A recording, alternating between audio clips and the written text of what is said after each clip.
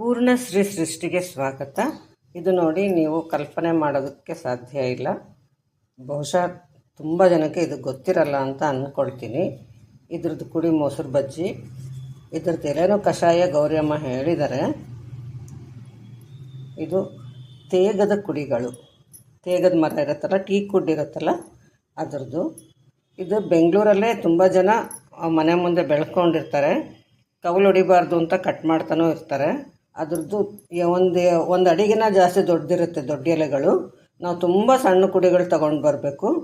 ಆಮೇಲೆ ಇದು ಮಾಡಿದ್ಮೇಲೆ ಬೆಂದ ಮೇಲೆ ತುಂಬ ಒಂಥರ ಒದಗುತ್ತೆ, ಸ್ವಲ್ಪ ಮಾಡಿದ್ರೂ ಸಾಕು. ಅದಕ್ಕೆ ಇದನ್ನು ತೋರಿಸ್ತಾ ಇದ್ದೀನಿ. ಆರೋಗ್ಯಕ್ಕೆ ತುಂಬ ಒಳ್ಳೆಯದು ಅಂತ ಹೇಳ್ತಾರೆ. ಈಗ ಬಾಣಲಿಗೆ ತುಪ್ಪ ಹಾಕಿದ್ದೀನಿ. ಅದಕ್ಕೆ ಹೆಚ್ಚಿರೋ ತೇಗದ ಎಲೆನ ಹಾಕ್ಕೊಳ್ತಾ ಇದ್ದೀನಿ. ಸಣ್ಣೂರಿನಲ್ಲಿ ಚೆನ್ನಾಗಿ ಹುರ್ಕೊಳ್ಳೋಣ, ಹಸಿ ಎಲ್ಲ ಹೋಗೋ ಹಾಗೆ.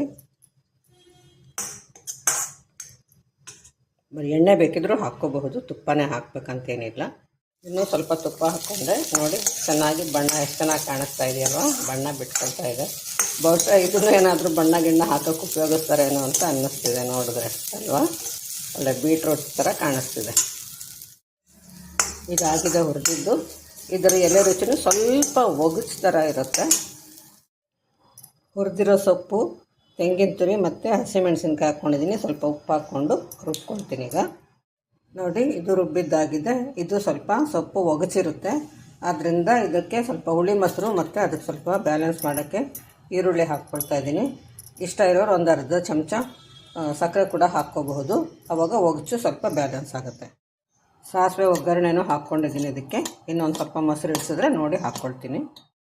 ನೋಡಿ, ಅಷ್ಟು ಮೊಸರು ಸಾಲಿಲ್ಲ, ಇನ್ನೂ ಸ್ವಲ್ಪ ಹಾಕ್ಕೊಂಡೆ. ಇದು ನೋಡೋಕ್ಕೆ ಎಲ್ಲ ಇಷ್ಟು ಅನಿಸುತ್ತೆ, ರುಬ್ಬಿದ ಮೇಲೆ ತುಂಬ ಒದಗುತ್ತೆ. ಅದಕ್ಕೆ ಕಾಯಿ ಮೊಸರು ಅಂಥವೇ ಮಸಾಲೆ ಜಾಸ್ತಿ ಬೇಕಾಗುತ್ತೆ ಸೊಪ್ಪಿಗಿಂತ ಇದಕ್ಕೆ. ಇವಾಗ ತೇಗದ ಎಲೆ ಕುಡಿ ಮೊಸರು ಬಜ್ಜಿ ತಿನ್ನೋದಕ್ಕೆ ಸಿದ್ಧವಾಗಿದೆ. ವರ್ಷಕ್ಕೊಂದು ಸಲಿನೋ 2 ಸಲಿನೋ ಉಪಯೋಗಿಸ್ಬೋದು ಇದನ್ನು.